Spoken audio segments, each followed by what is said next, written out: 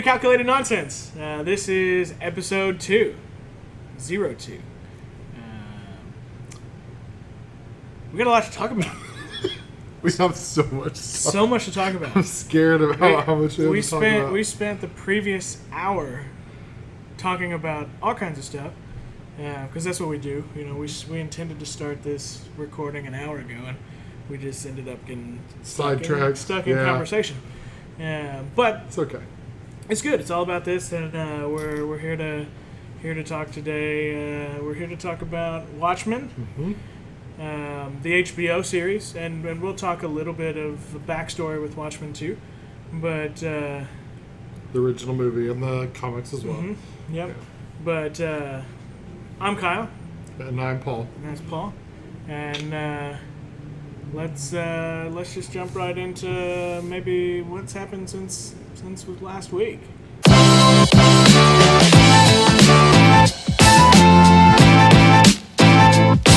Right. There's been so much stuff going on lately. They've got only in America could you find an anti-police brutality protest met with police brutality. It's the only country in the world that you can find that in. Absolutely. It's just so much stuff's in the news about police officers and about all the stuff that's going on, and I feel like that really ties into our show with Watchmen. Absolutely. You know, I've seen so many videos and so many people's comments and posts and stuff in regards to the riots and what's happening. One that kind of struck a chord with me was this video that popped up from I guess a rally in Buffalo, New York, and it shows this older gentleman who later was said he's 75 years old. 75-year-old dude. Protesting? Yeah, I guess. I mean, he didn't have a sign or anything like that. He's wearing his mask, and he's just tall, skinny. I mean, so 75-year-old looked frail. And in the video, you see him, he's got what, to me, clearly looks like his cell phone, and he's either videoing or trying to take pictures or something. And he gets close to these officers who have since been called they're Buffalo's, what did I call them? They're there's 59. Emergency response unit, sorry. And so it's these police officers, and I don't think that they were armed up like you see a lot of them. I think they had batons and riot shields. But they had the shields, helmets and body armor, stuff like that. But this just 75-year-old guy kind of walks up to him, and he looks like he's videoing something, and this officer just plows him, just shoves him. And I mean, it doesn't look like he linebacker tackles him. Yeah. But he shoves him, and not to throw him off his feet though. Well, so you or I may not have fallen, but this 75-year-old guy, he looks frail. He takes a step back, and his foot hits his other foot, and he falls backwards. Falls backwards like a UFC fighter who just took a hard one to the chin. Mm-hmm. I mean, just straight falls back, and head smacks the concrete, and it's rough to watch. They just keep walking. Yeah. And then all of a sudden you see blood pouring from this guy's head, and you see another officer who looks at this gentleman, sees he's bleeding, goes to help him, and another officer pulls him away and tells him, keep walking. And other protesters come forward to try to help this guy, and they're pushed away by the police officers, and this guy's just left there on the ground. So that gentleman was hospitalized. I don't know his current condition. I do believe he's still hospitalized. But 75 years old, I mean, he may have cracked his skull. He probably sustained, likely sustained a concussion. But so the 2 officers were suspended, and then 57 other officers in that unit resigned because these officers were suspended. Now, these officers were suspended, I believe, with pay, pending an investigation. Sure. So they get a paid vacation. And the other officers were upset, so they resigned. Which, they resigned because they said these guys were following orders, they shouldn't have been suspended. So, if these guys were following orders to push over old guys men and not help the men, the guy who's bleeding out from his skull, then maybe their superior needs to be questioned. Yeah, for sure. But the real point of talking about this was yesterday. I believe it was yesterday. It was within the last 2 days. Yeah. Our president got on Twitter like usual. Because he can't not do that. How somebody in his administration doesn't go, hey, let me run your Twitter, and I'll take what you say and convert it into a way that doesn't make you sound bad. You can't contain stupid like that, though. It's so his tweet, which was yesterday. Yeah, I've got it right in front of me. It was yesterday, at 7:30 in the morning. So probably right when he woke up, or right after he finished his first Big Mac of the day. First Big Mac of the day. His tweet literally read, "Buffalo protester shoved by police could be an Antifa provocateur. 75-year-old Martin Gugino was pushed away after appearing to scan police communications in order to block out the equipment." At OANN. Which is a news organization. Which is, a news organization. "I watched. He fell harder than was pushed. Was aiming scanner. Could be a setup. Question mark." There's so much to unpack there. So much wrong there. I mean, so if you're not familiar with Antifa is an I shouldn't say an organization. Antifa stands for anti-fascism. It's not an organization. It's more of an ideology. Yeah, there's not a club. There's no sign-up sheets. There's no sign-ups. There's no leaders. There's no organization.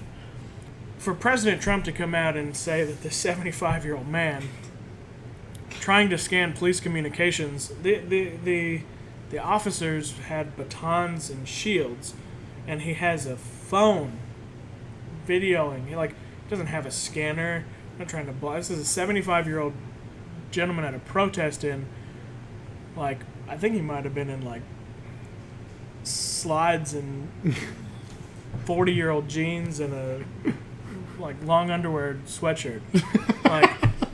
This guy wasn't trying to scan and block out communications. Yeah.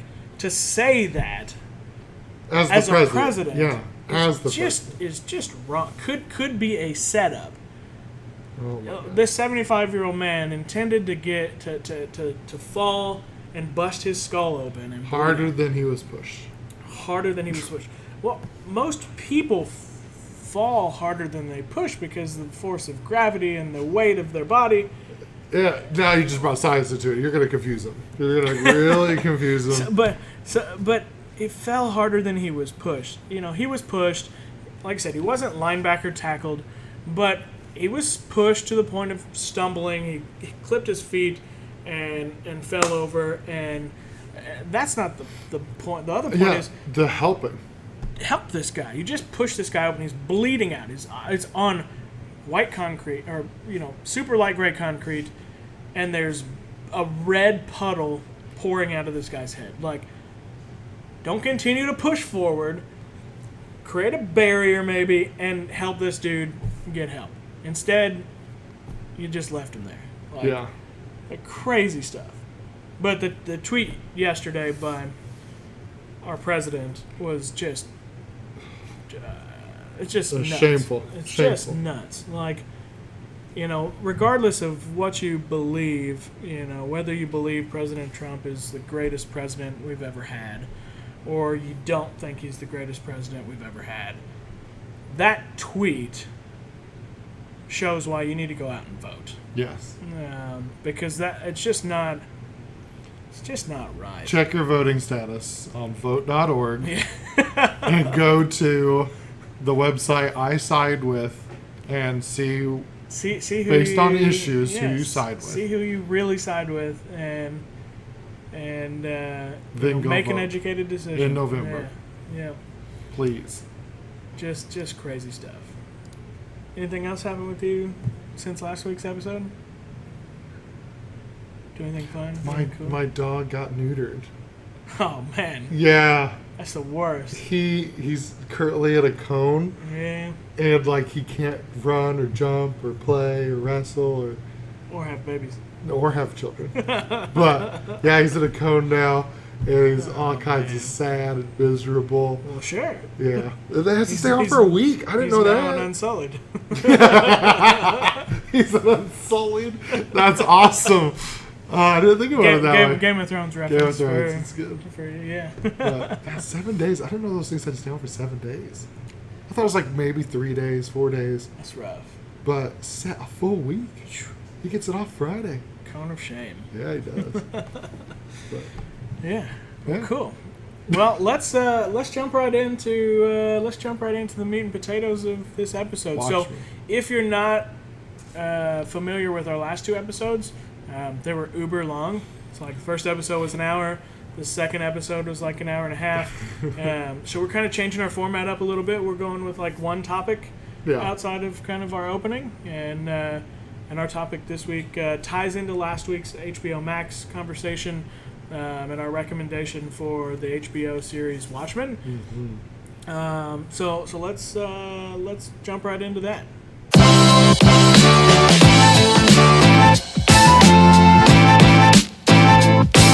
Right. First off, if you've not seen it, highly recommend, especially in 2019, Yep. with all of this stuff with police brutality and everything going on. It's a great watch, and to see like the plans and the overarching themes and how they connect with each other. Absolutely. And the writer of this 2019 version intentionally made racism his key component.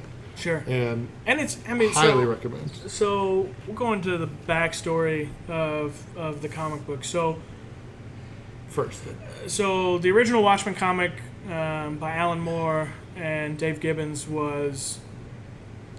is like one of the greatest graphic novels of all time. It's also listed on like the top 100 works of literature. Really? Yeah, it's in the top 100, and for good reason. It really changed how a lot of comic books were seen. So at the time, comic books were seen as like, for the most part, they were seen as something that like kids read, and so what they were trying to do was make something that was a little more adult, with some adult themes, and they wanted to do something different, and so they did Watchmen, and what they were trying to do was bring these characters, all of which who had major flaws, together in a world that was really not super different at the time. I mean, during the 80s, so it's like 1985, I think, when it was released. But during the 80s, there were a lot of larger cities, New York especially, that had a lot of issues. Like New York in the 80s was really like Gotham City in the Batman comic. Like it was crime ridden, Run by gangs. Yeah, I mean it was not it was a place where in a lot of areas at night it wasn't really safe to walk the streets. So what they were doing was they were taking a little bit of that, what was really happening, and taking the way you look at historical events, and really turning it into an awesome work. There's a lot of great themes, whether it's politics or history, or the way history is perceived. The one issue that they don't really do a good job with, though, in Watchmen is like how they handle women. So the female characters are kind of boring, and usually like they're referenced like they're more like sex objects, and they don't or pass they were that. like What's that prostitutes. test? There's a test for women in. I forgot the name of that test. Not for sure. Dang it.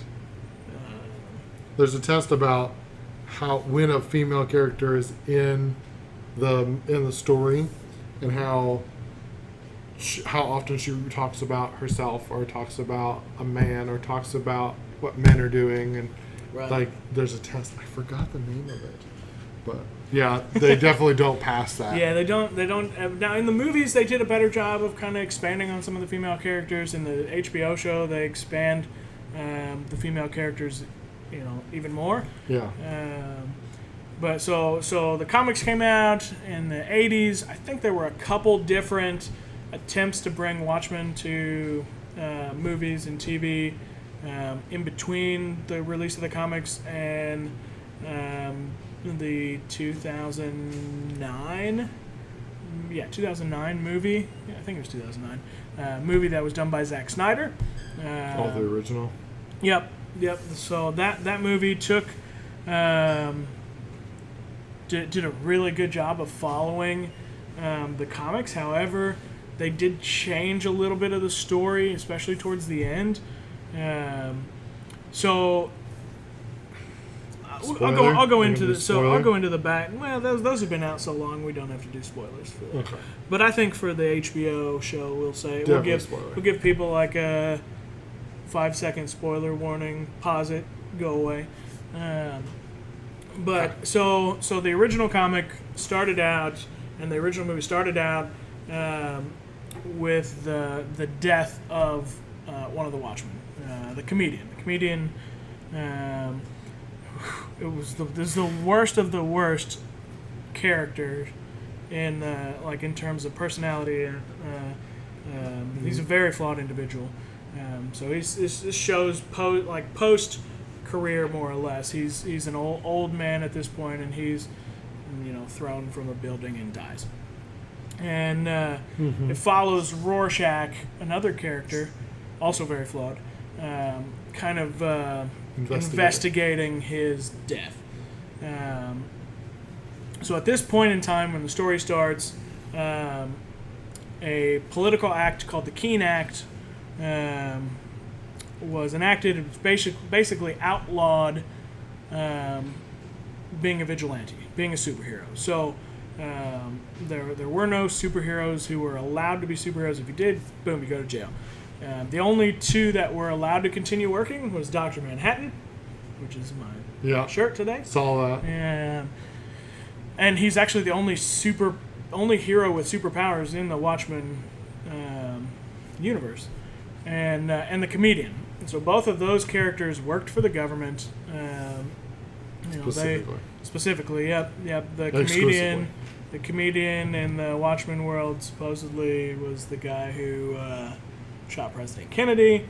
He was the guy in the grassy knoll. He covered up the Watergate scandal, which allowed, in the comics, allowed Richard Nixon to be a 5-term president. They abolished term limits. The term limits. Which is actually something suggested by our president in the last couple of weeks. But so Reagan was 5-term president because Watergate got covered up by the comedian. The comedian and Dr. Manhattan assisted in the United States winning the Vietnam War, not just everybody kind of going their own direction. So a lot of real, true historical events that happened in the comics. So those two characters continued being superheroes. The other characters, Night Owl, Silk Spectre, Rorschach. So Rorschach kind of refused to quit. So he was illegally still going out. Yeah. Then he gets arrested. Superhero. And then Night Owl and Silk Spectre, they gave it up mainly because Silk Spectre at the time was in a relationship with Dr. Manhattan.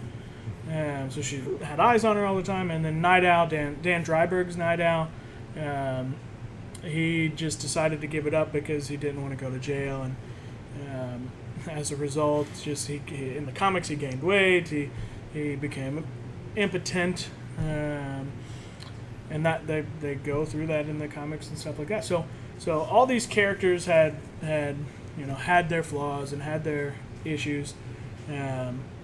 One of the most interesting, though, Dr. Manhattan, the ideology behind Dr. Manhattan was, let's take this godlike figure. So Dr. Manhattan had the ability to manipulate his quantum wave field, basically, which is an actual thing.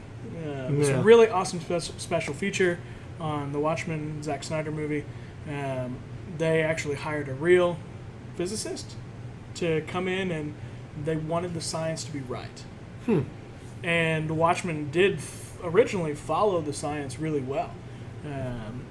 So Dr. Manhattan's character, John Osterman, the son of a watchmaker, which is a big theme. The clock is a big theme. It was in the TV show too. Their main logo. Yeah, it was a big part of the TV show.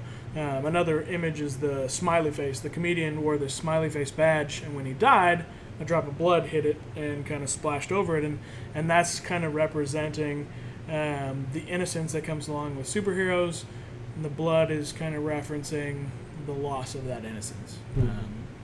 So we'll go back to John Osterman, or the Dr. Manhattan character, hydrogen atom, if you didn't know. Yeah. I know.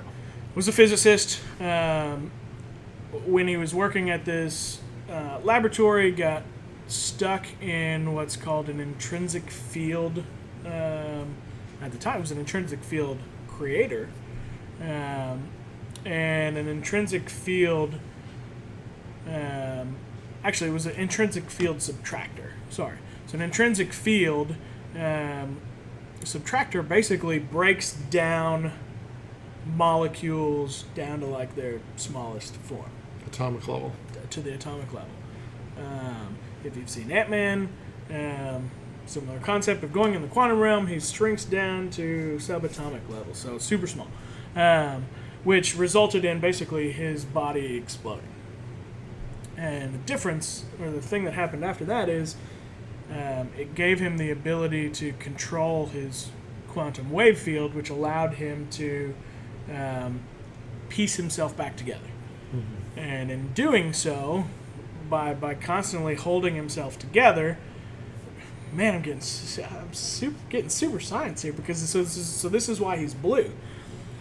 When he's the act of holding himself together, holding all those atoms together, the energy that's released when you're combining atoms together, the light that's exposed on the spectrum, light spectrum. The spectrum of light is blue light. The energy that's dispersed is blue, and he's at a constant. He's constantly trying to hold himself together, and the harder he holds himself together, the brighter the blue. Which is like in the movie, it shows him like, darken his blue for he can control that stuff. Yeah, for the camera. So really cool, and that's all real science. I'm sure you can find that special feature on YouTube at this point. Yeah, probably. But it's really interesting. They go through the science of all the characters too. So like how Rorschach's mask works. So Rorschach, he as a character, he wears this mask. It's a white mask with a black Rorschach symbol on it. And it changes based on his feelings, his personality at any given time. So that's really, really neat. They go through like how that could work, and it's really, really neat. But all good characters. I kind of forget where we were before I went into the Dr. Manhattan. We were talking about the story, overall story. So, so the bulk of the original comic was, of course, introducing these characters, introducing you to the world. So Nixon's a 5-term president. Win Vietnam. we're in Vietnam, and we're at the point of Cold War. So the big political issue that's overarching the world at this time is the fear of nuclear holocaust. And so one of the Watchmen and the overall antagonist of the comic and the movie and the show, actually, or you can argue he's one of them. He is a character named Adrian Veidt. His superhero name is Ozymandias. He's obsessed with Alexander the Great and the Egyptian pharaohs, and he's also the smartest man on the planet. And so his goal is, he sees what's going on. His goal is to rid the world of its fear, or control the world, prevent nuclear holocaust by tricking the world. And so in the comic, he knows that ultimately he's going to be found because the other Watchmen are likely not going to let this stand, and so he frames. The comedian finds out what's going on, so he's the one that kills the comedian. And then he frames Rorschach for the murder of a former villain. So Rorschach goes to jail. He's trying to get him out of the way. And or buy enough time. And he's got to get rid of Dr. Manhattan. And so he concocts this plan to take this chemical that can potentially be traced back to Dr. Manhattan, and they get cancer, and ultimately one dies and one's going to die, and so another interesting aspect with Dr. Manhattan is that he's this uber powerful superhuman. He's a god. He is the Superman of the story, and the way they portray it is, from the beginning to end, you see Dr. Manhattan slowly losing and detaching himself from humanity, and some of that, most of that, is because of the way he at this point perceives time, and so he's detaching himself from humanity. So after he believes what happened when he caused these people to get cancer, and the world hates him, and so he's just done with humanity. He's done with people. So he leaves Earth and goes to Mars, and he's by himself now. He's he doesn't care about the world. He doesn't care if the world gets blown up by nuclear bombs, because why would he care about an Earth that doesn't care about him? He has no connection to the people there, so why would he save it? And so now Ozymandias' three biggest obstacles are taken out. So now the only two Watchmen that could potentially be left are the Silk Spectre and Dan Dryberg's Night Owl, who are washed up and haven't continued being superheroes. So he believes he's ultimately won, and so his goal too, from beginning to end, is he has Dr. Manhattan helping him to create an alternate energy source, so that we can get off of fossil fuels. As a result, Dr. Manhattan's created all these super uber tech things, electric cars and stuff in the 80s. So really, what we have now.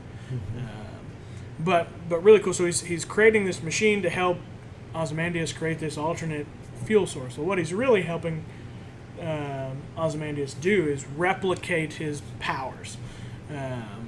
So teleportation power specifically. Yeah, so when Dr. Manhattan lets his atoms go, it allows him to transport his atoms other places. in theory, teleportation. And so Ozymandias, with the help of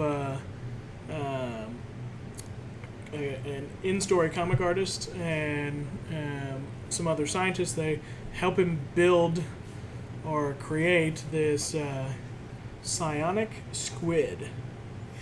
Psionic octopi. No, that's in the comic books and in the TV show. This is, yeah. But So, it's not in the movie. right. So what he does at this point is the Dan Dryberg's Night Owl and Silk Spectre eventually do come back to being superheroes. They use the romanticism behind being a superhero to reconnect with each other. They spring Rorschach from prison, and they go to confront Adrian because they find out that what Adrian's doing. Ozymandias, Adrian Veidt. But ultimately they're too late. Ozymandias teleports this psionic squid to New York, resulting in the death of 3 million people. But people believe that this is an alien attack on New York.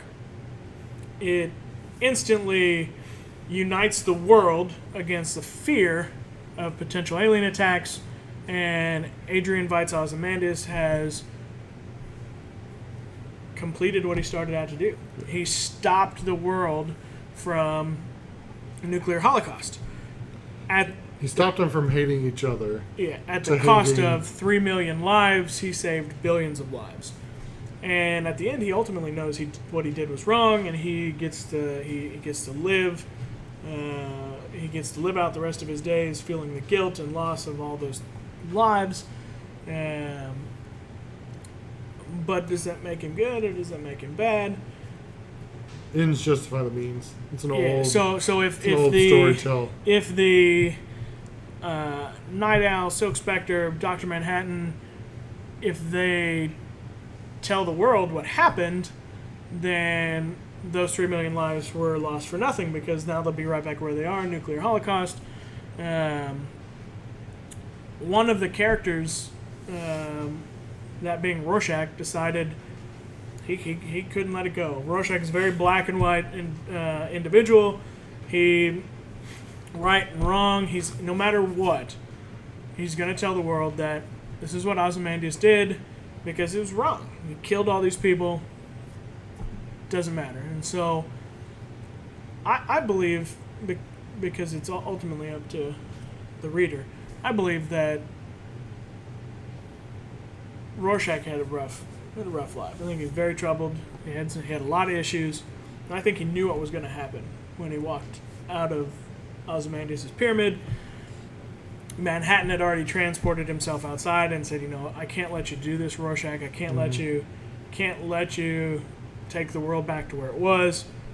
And for the first time, because all the other characters at this point had revealed their identities, they knew who each other were, except for Rorschach, because ultimately Rorschach was Rorschach. His real name, he was lost. William Kovacs, I think was his original name. William Kovacs died with something that happened to Rorschach a long time ago.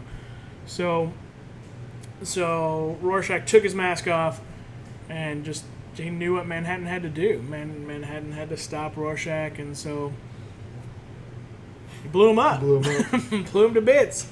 And so messy. Yeah, and so that's kind of the Rorschach was also kind of the overarching narrator of the whole story, and so he's writing in his journal the whole time. So he had already written down what happened, what was going on. And he took his journal to this uber right-wing newspaper. The New Frontiersman? Yeah, newspaper. What do they call, like, the Inquisitor? What do they call those papers? Propaganda. National Enquirer. What do they call those?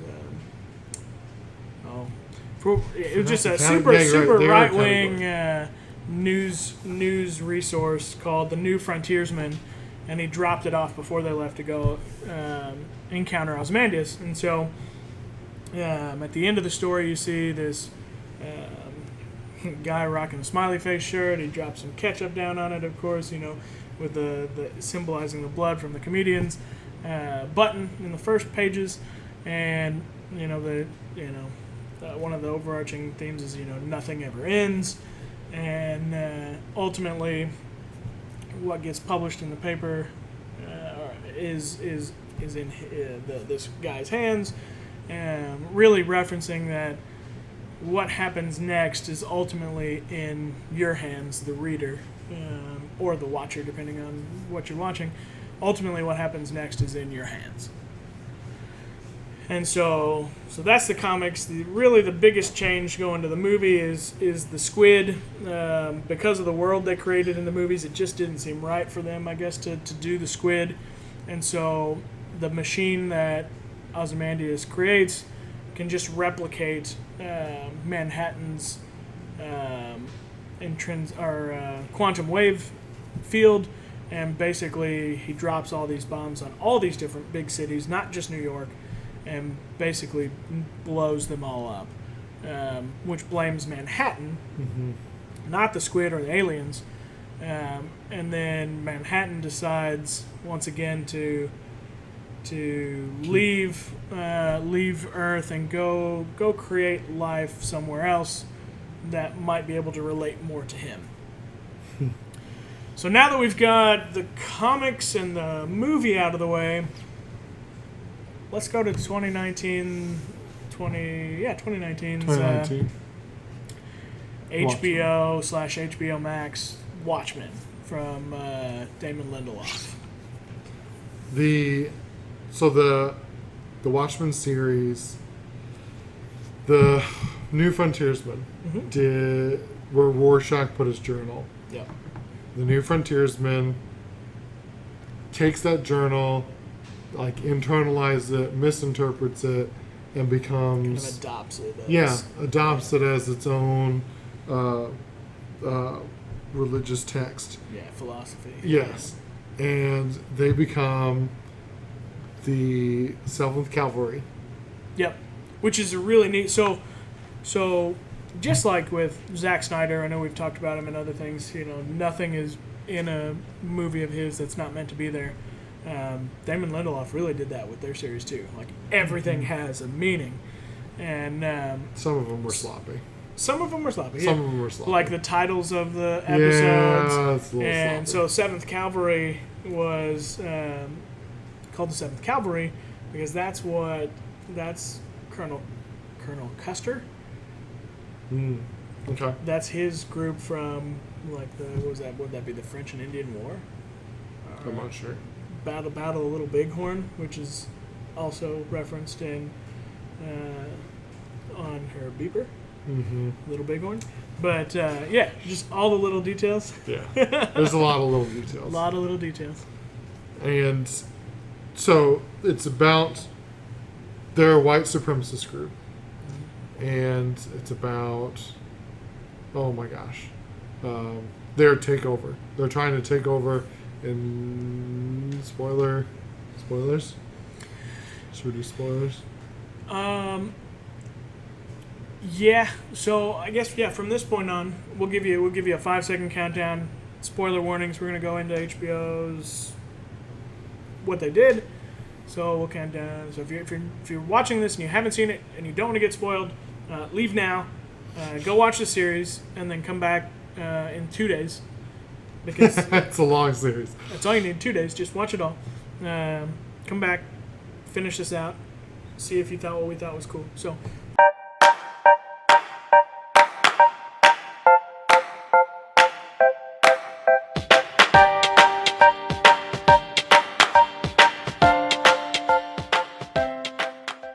All right, our spoiler countdown's done. So if you're still watching, it's on you. It's not on us.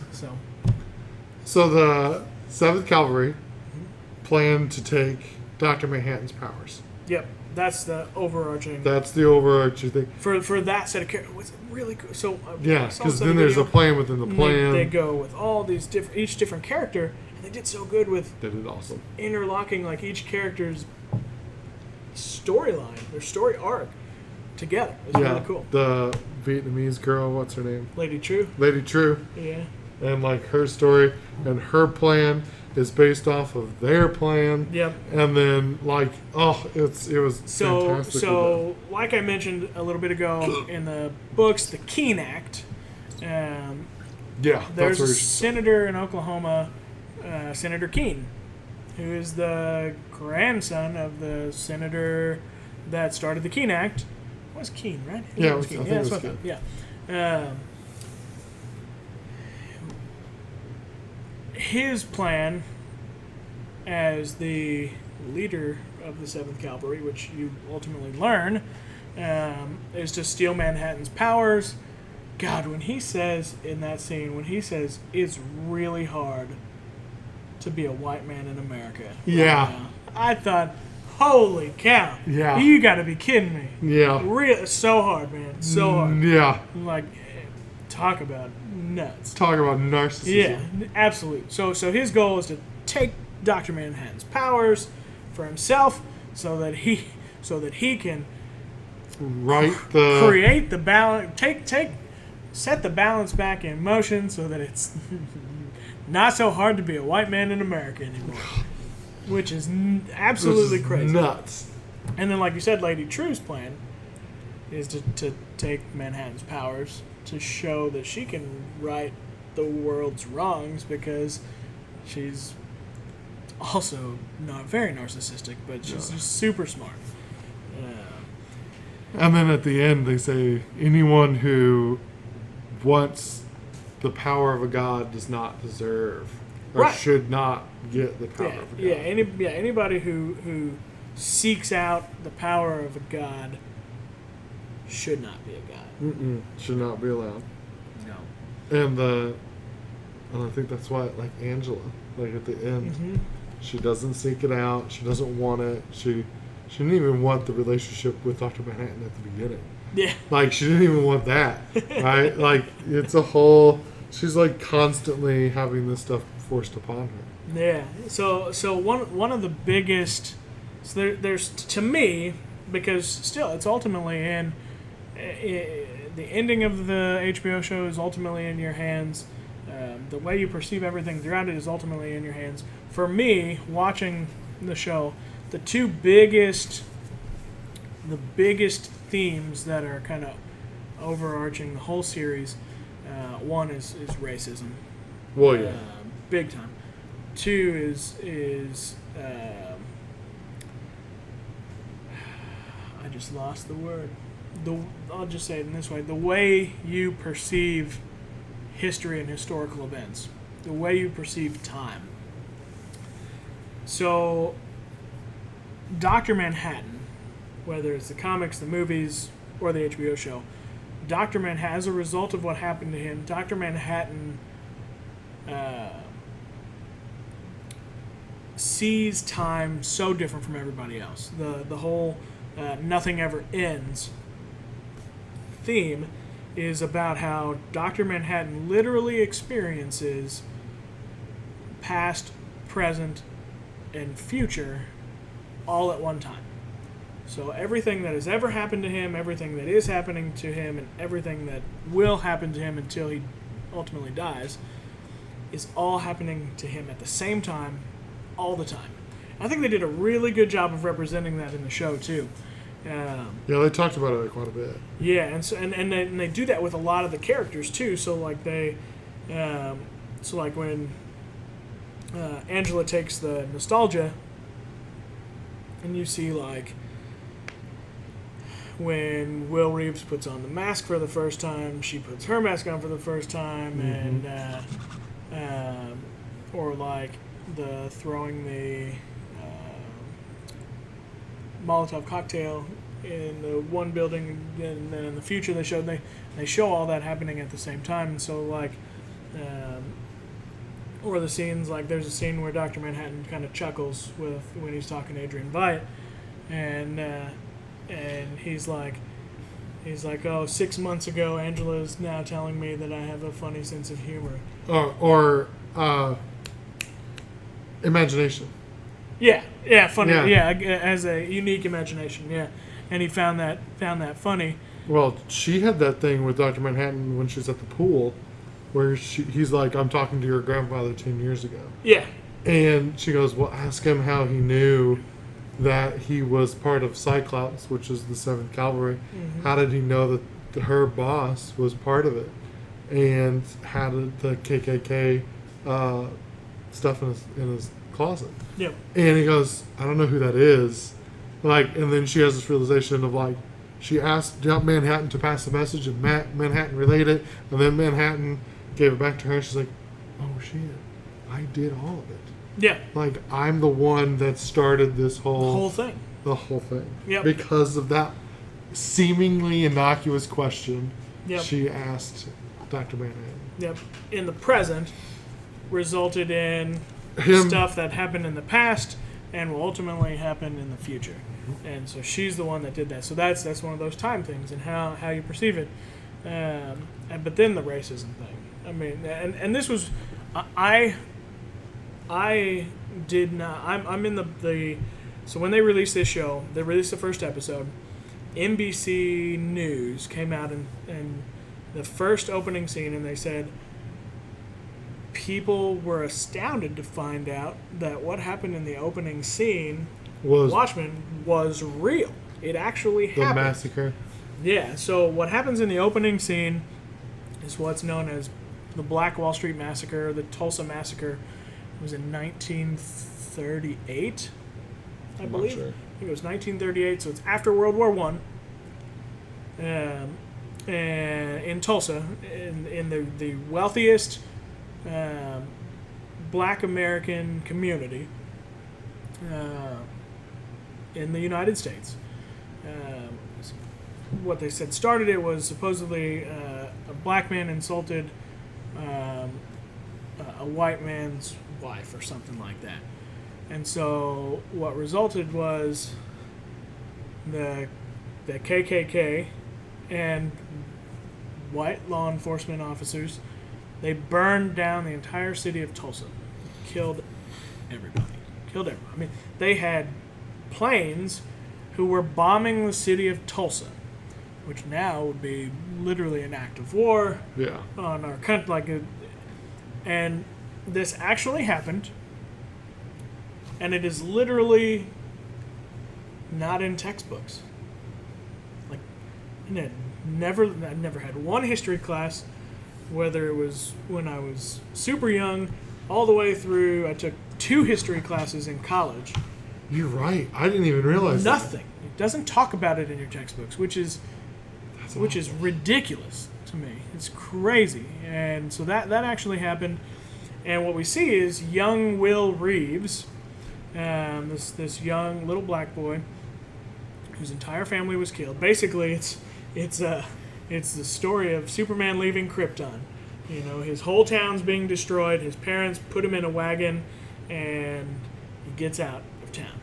And, They reference that in the show as Yeah. well. yeah, They do at the at the newsstand guy. right. Yeah. Yep. And so, and another on this piece of paper, his dad had written like watch this boy, right, or look Look after this. boy. after this boy, which can be taken in 2 different ways. Like it can be taken as whoever finds my son, look after him, or it can be Will, look after this piece of paper. So on the flip side of that piece of paper, also true things that actually happened. Like I said, it's after World War I.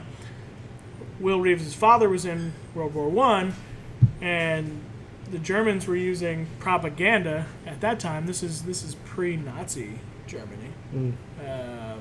They're using this propaganda, letters that they drop out of airplanes onto the African American soldiers who are walking.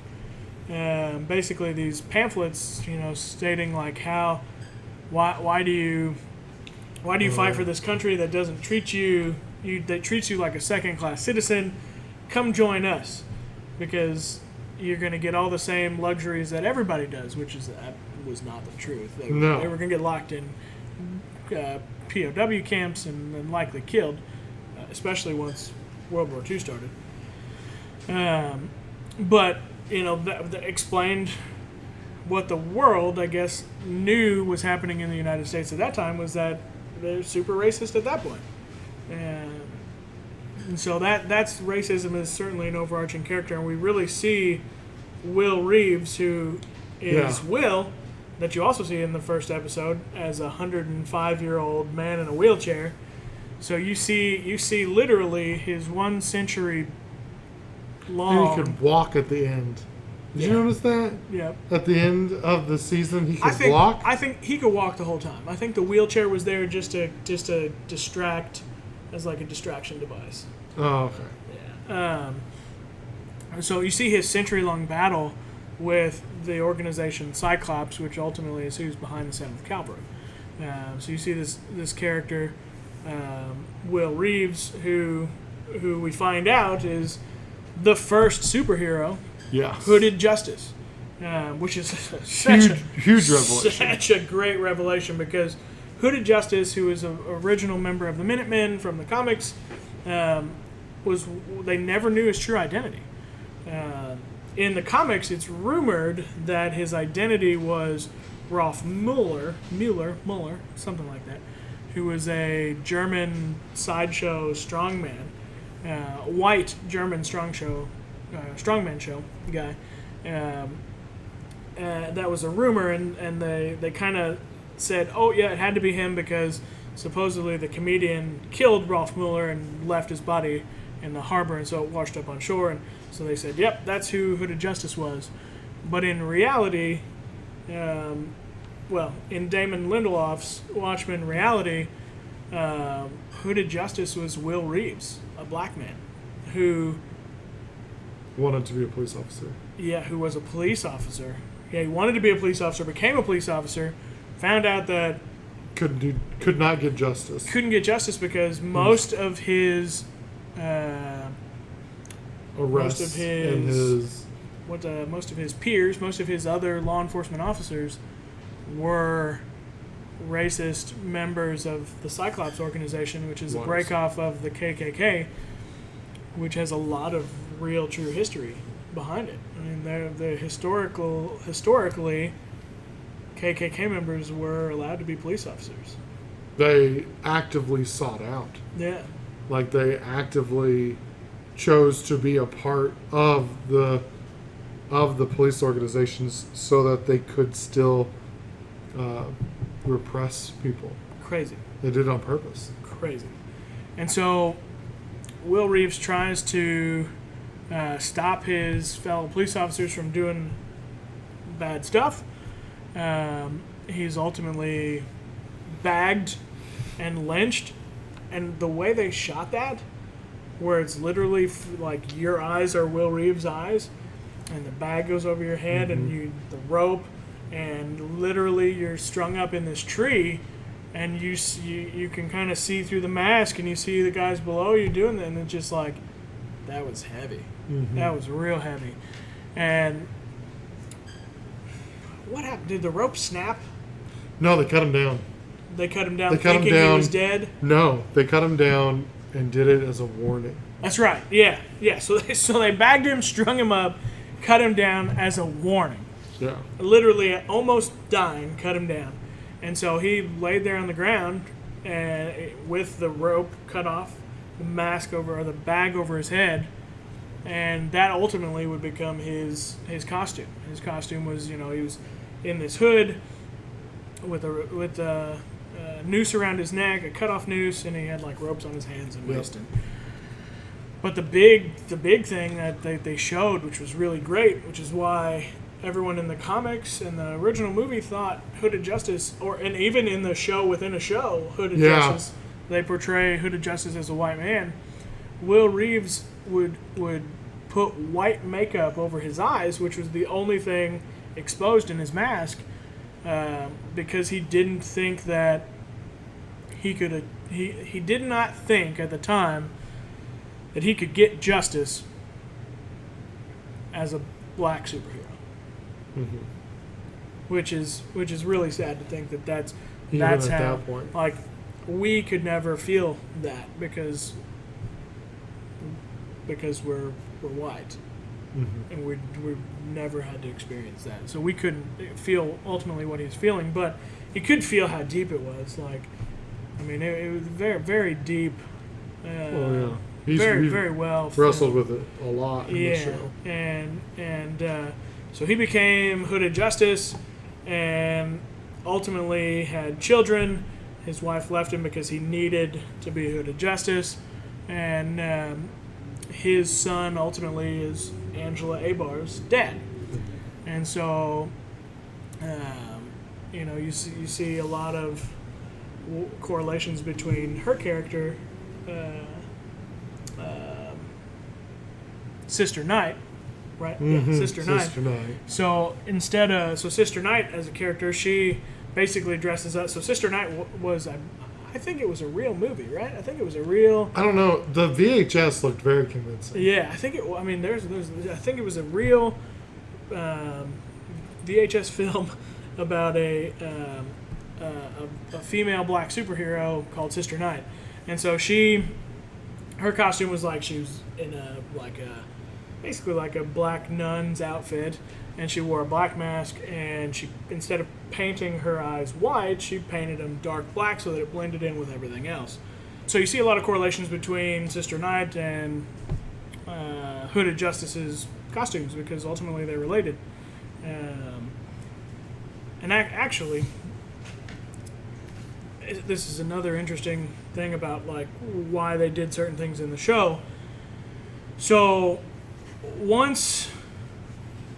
there's this drug called nostalgia. It's like a pharmaceutical drug called nostalgia that Adrian Veidt created, which allows you to access memories as you age. And so Will Reeves gives Angela his nostalgia. She ODs on nostalgia. You're not supposed to take another person's nostalgia. So each drug is created for the individual. And she takes his whole life story's worth of nostalgia, and that's where she learns, or she believes she learns that she's related to Will Reeves. So she goes to this Black History Museum as a result of technology. She takes like a fingerprint off of a glass, or maybe a cheek swab off of a glass, and she goes to this history museum and pushes this button on this kiosk, and up pops a real-life black historian who I believe is employed at Harvard.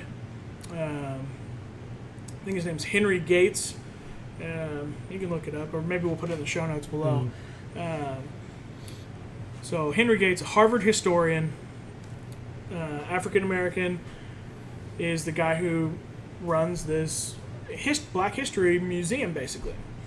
And the unique connection with why they chose Mr. Gates to be the guy there was this is a Harvard historian, super educated individual.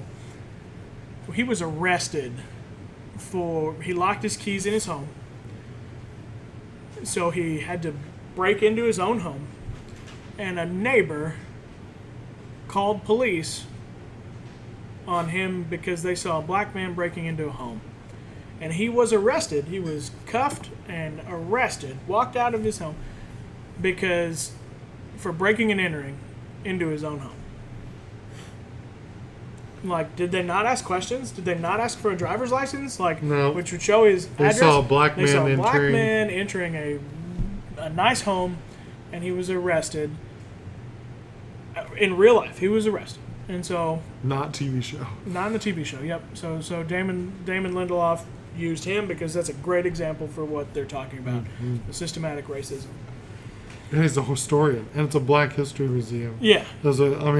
Yeah. And so... It's so bad that they had that explicit of an example in that niche of an area. Like, absolutely. It's just... I can't imagine what else is out there. Yeah. If it could be that specific, like, there must be thousands upon thousands of examples like that happening. Crazy stuff. And so yeah, just really, really cool examples. We haven't talked about the police and how the police are represented yet either. I mean that starts from the beginning too, and that what's interesting and kind of maybe scary about it is they put everyone this is behind stuff bars. that literally could be happening right now or could happen in the future. I can see it happening. But so we'll jump ahead a little bit and then we'll come back to the original scene. But so there's an event that happens in the HBO show that they call the White Night. The White Night, which is like what, Christmas, a couple years prior, like 3 years prior. Is that what Something sound like right? that. A couple years prior to the current timeline. These 7th Cavalry members found out, and it really didn't have to do as much about race. Actually, it didn't have to do as much about race. It was more about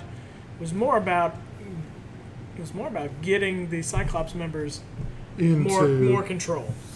And so the 7th Cavalry members broke into law enforcement homes and shot and killed a lot of police officers. Like coordinated attack. Coordinated attacks. Like, what was it, 40 members or something like that, yeah. They broke into 40 police officers' homes and killed them, except for 2. 2. Yeah. 2 they didn't get. Police chief, who we ultimately find out was intentional. was the orchestrator. Yeah, he's the one who's planned it all. And Angela, who ultimately, that's how it's revealed that Manhattan is not on Mars to the 7th Cavalry. He's not on Mars. He's in Oklahoma. Which I did not catch the first time, actually. I didn't catch it until I rewatched it the second time, and I really thought, wait a minute, what? So Angela and Cal are in the room dancing. Guy breaks in, shoots Angela. She shoves him out of the way. She shoves Cal out of the way. Yeah. Gets shot. She gets shot. And then it's kind of like, the scene's kind of over, and it's like, well, wait a minute, what happened to Cal? Mm-hmm. How did she not get shot again? Well, we find out later that so Dr. Manhattan, due to Adrian Veidt, is given a way to suppress his memory, to forget that he has power, so he can become an ordinary guy. But there was a failsafe put in by Adrian Veidt, so that if in the event that something were to happen, his instincts might be able to kick in and do his power well. So apparently, what happened was he zapped and teleported the 7th Cavalry member out of the house to save Angela without knowing he did it. And that's what alerted the 7th Cavalry, Senator Keene, into knowing Manhattan's in Tulsa. Yeah, and that's when the plan started. And that's when the plan to started. capture him and to steal his power. Let's get this plan together. Let's steal his power. We know who he is, where he's at. We just got to get the device to take it. Oh, yeah. And but in all of at the very beginning, it threw me off because all the police officers were in masks. Yep. And they hid their identity from their families. So as a result of the White Night, yes, nobody wanted to be a police officer, and you couldn't be a superhero anymore unless you worked for the government. And so what they did was normal, I guess you would call them like beat cops. Mm-hmm.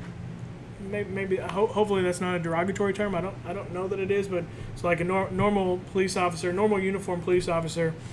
Would wear their uniform and the yellow mask that would cover their face. Yes. But like detectives do now, plainclothes detectives took on personas, their own superhero persona. And so we've got Sister Night, you've got the Red Scare, you've got Pirate Jane, and you've got Looking Glass, who are like the four most visible characters. But then you also had like Panda, who, from what I take it, was kind of a tool bag. Because like the very beginning, that officer, the officer's like, Panda's on set. Oh no! Can anybody out? Hello, Panda here. Oh, Panda. He got so much crap. He got so much. But so in the opening sequence, post the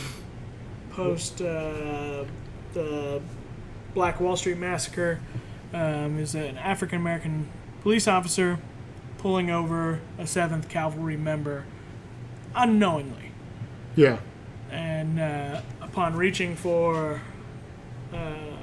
license and registration, when he opens his glove box, there lies the Rorschach mask, which is what the 7th Cavalry wears. They identify with Rorschach because they took his beliefs. They took his journal as religious text. Yep. And they interpreted it in their own perverted ways. Yep. And so the officer takes the license and registration, goes back to his car to run a report, and then calls in, because in this day and age, law enforcement officers can't openly carry a firearm. Yeah. They're locked inside their vehicles with some type of magnetic locking system. And so he's got to call in to get his gun released because I was a 7th Cavalry member, and I'm a police officer, and the 7th Cavalry member did give him he asked him what he was hauling and transporting, and he said lettuce, and he didn't really believe him. Mm-hmm. And, he could have just gave the guy a warning, but he didn't give the guy a warning. He did what he thought was right, and he was following the process, and ultimately there was a failure of the firearm unlocking, and it took too much time and resulted in him getting shot up. Okay. And so because of lettuce in the back of the truck. And so and also him being a 7th Cavalry member as well. The other guy. Yeah. And he just didn't like the police officer. Yeah. And the police officer was black too. Yeah, so all like, oh gosh, escalating factors to really point out issues in the show. Yeah. But the mask thing is, it gets me because I could see that if police officers started being targeted. Sure. So during the protests that are going on right now, mm-hmm. if police officers started being targeted, I could see something like the mask thing coming about. Sure. I don't think with this administration it's too big of a leap, right. Honestly. And then once you put people behind the mask, it implies everything is undercover and nothing is aired out. Nothing is, and they talk about it in the show. Mm-hmm. At the very end, Adrian Veidt talks about how everyone behind a mask, a wound has to have air to breathe. Yep. And to heal. That's right. Putting everyone in a mask doesn't do that. No, it sure doesn't. So all things that you could see potentially happening, whether it's officers not being able to carry firearms or masks. Or needing masks to protect their identity. Protecting their identities, yep. Just all things that could potentially happen. It's scary to think about, but all possible. And relevant too. Very relevant. Yeah. I know that he set out in 2019 specifically, the writer for the Watchmen series, specifically wanted to make race part of it, and tell the story of Hooded Justice and Angela's journey, and yes, it was done in the guise of superheroes and people in masks and vigilantes, but it is events that could happen today. Yeah, it was done. Minus Dr. Manhattan stuff. Done in a very real, grounded world. Aside from Dr. Manhattan. Yeah. Powers and The stuff like superpower that. thing. There's that. But they do touch on some other things like what happened to Manhattan after he left Earth. So he went to Europa, which is a moon of Jupiter. Of Jupiter, yeah. So he went to Europa and created life. Yeah. So he creates these two individuals, and then he creates a lot of them. Creates a lot of the same man and the same woman to fill and he recreates this estate that they lived on, and creates this utopian society.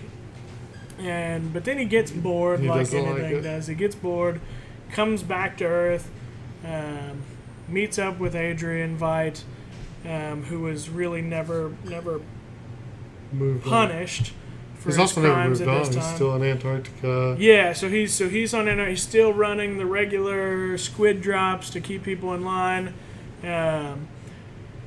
But he's at this point where he's starting to break because he's decided he's taking the pressure of the loss of life on himself. He's isolated himself on Antarctica, and he basically convinces Manhattan to send me to Europa, send me to this utopian world, and I'll live there.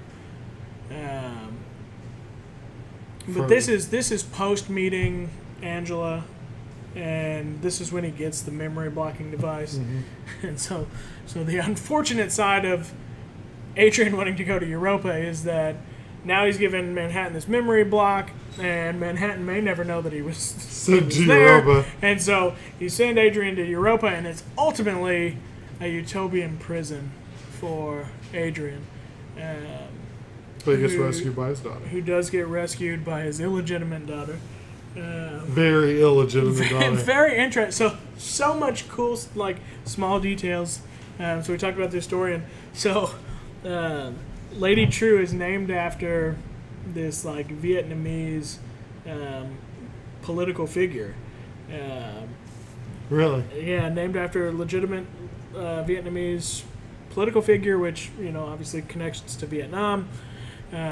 But Adrian on Antarctica had all these, he had a staff working for him. And it was a Vietnamese woman who I guess she hated him.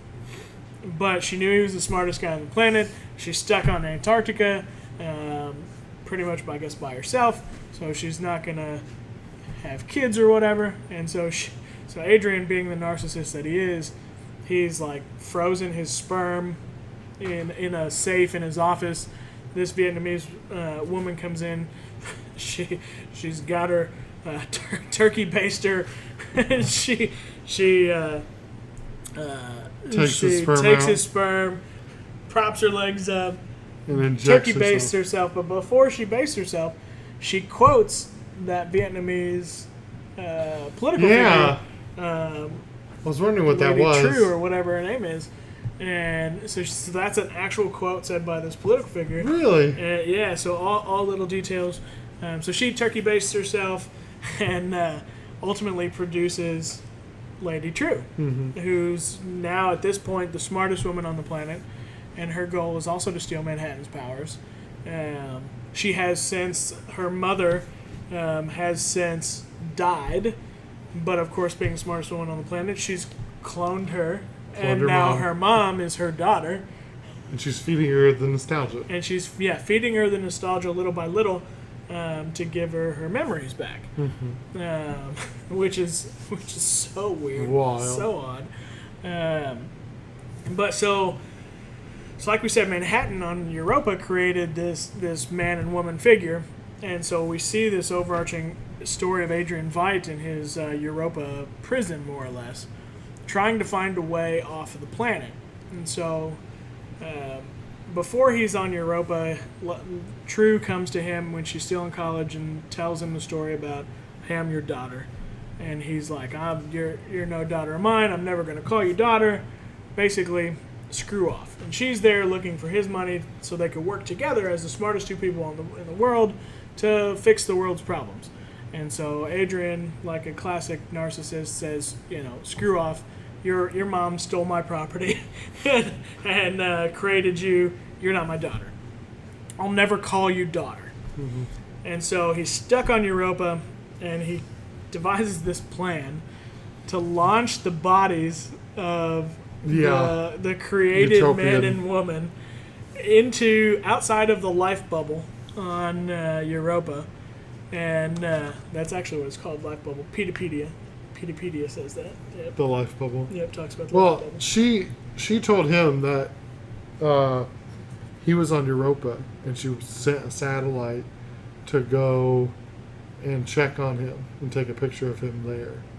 Oh, yeah. That's why he did the bodies. Yeah, she said he's going to Europa. You can take a picture of me with the satellites, right?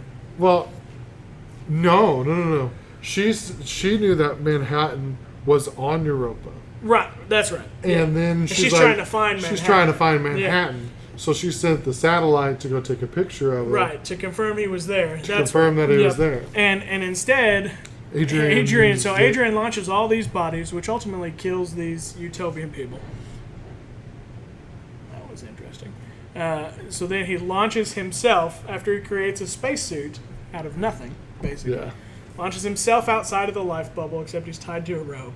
Yeah. And He arranges the bodies to say, "Save me, daughter," because and he spelled it out. He knew that she would get the reference and would likely come save him because I called her daughter now. And so she does. So she comes. She saves him. She sends down her her Elon Musk rocket that has the egg pod on it, which eggs are a big symbol throughout. So just like the smiley was in the comics, eggs are a big symbol. Which is I picked up on that at the very last scene. Yeah, I picked eggs. up on that. Eggs are a big symbol, and so she picks Adrian up, brings him back, but so she picks him up in 2017, 2 years before 2019. Which is like when she goes to buy the people's property when that thing lands. That's that in 2017. So she's got him frozen in this gold something or another. Some compound. It's like gold oxide or something. Yeah, something like that. And she keeps him as a statue in her greenhouse for like 2 years, just out of like spite, and because she wants to unfreeze him when her plan's ready to go. And then ultimately her plan fails.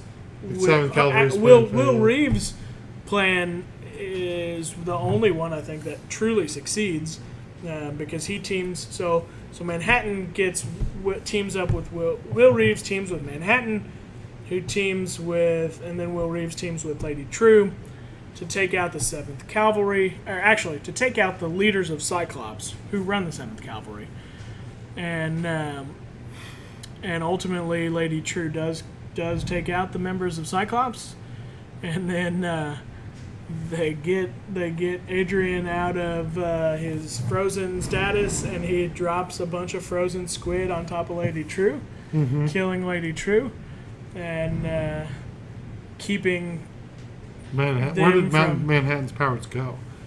They were in that intrinsic field subtractor, which I don't get. So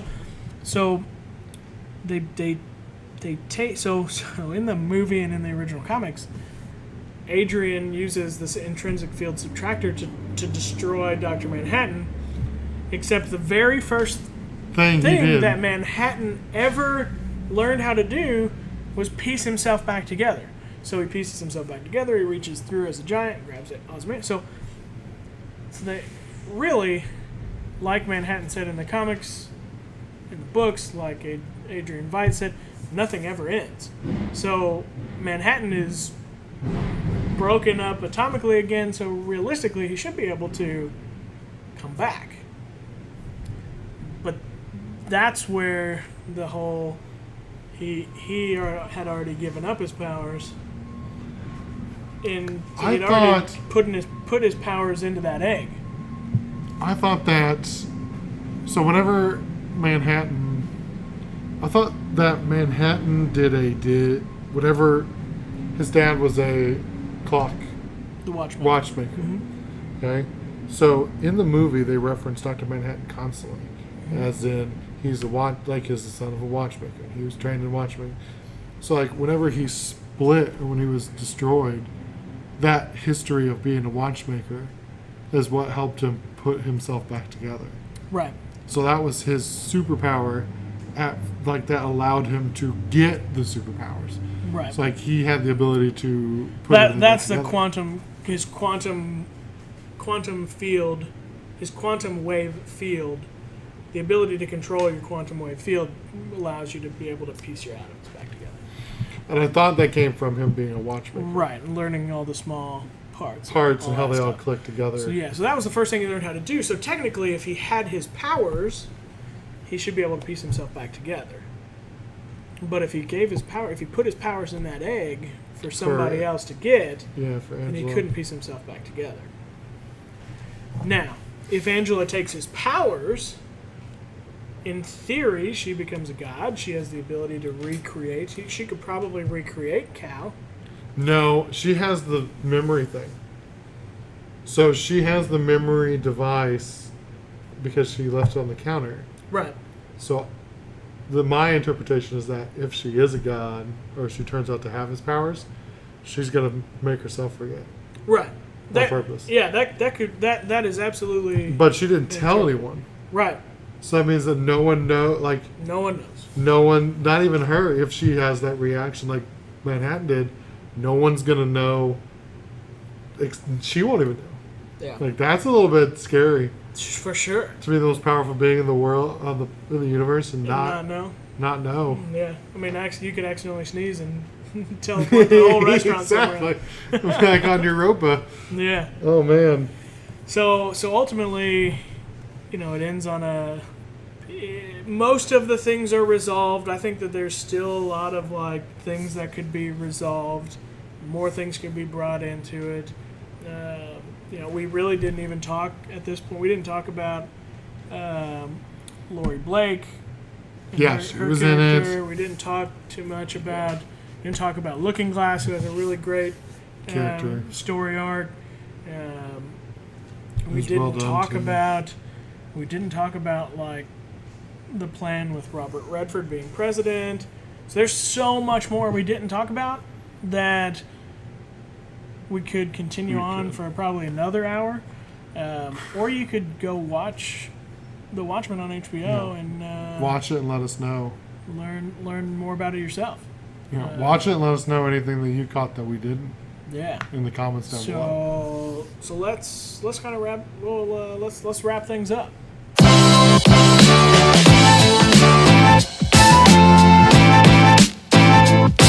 Right. All right, so we talked about we talked about the Police brutality. and POTUS using his Twitter tweet Twitter about ability to ANTIFA. just use a. Use a broad term. I'm speechless. Yeah. So we talked about that. The big topic we talked about though was HBO Max's Watchmen from Damon Lindelof. We talked a lot about the history of Watchmen from the comics to Zack Snyder's movie to the HBO series. Let's give him an assignment. What do we think? Watch the Watchmen and tell us how you interpret it.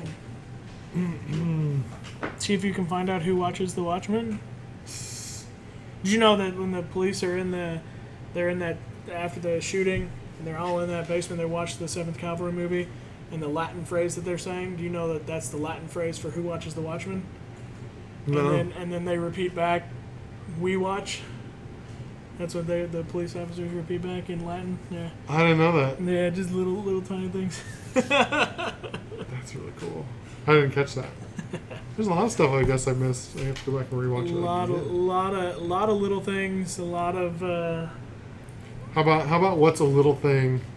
What's a little thing that you noticed? And don't say the cross at the last scene. That was just thrown in there. It looked sloppy. Cross. Like Lady Trudeau's about to get the powers. Lady True. Yeah. Lady True. I said Trudeau, didn't I? Lady True's about to get the powers, and the cross of Jesus. Oh, yeah. That's just sloppy. Yeah. It was just. I was not a fan. There's a lot of little things, especially surrounding the characters. There's a Schindler's List tweak in the show, and I'd love it if somebody could comment below the Schindler's List tweak.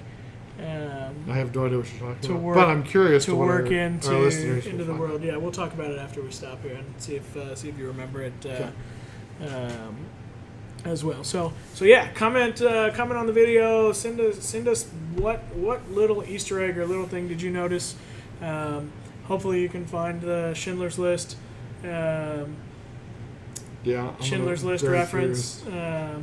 And other than that, we'll see you guys next week. Okay. Next week, guys, keep looking up. Keep looking up. At stars. Cool. Thanks, guys. See ya.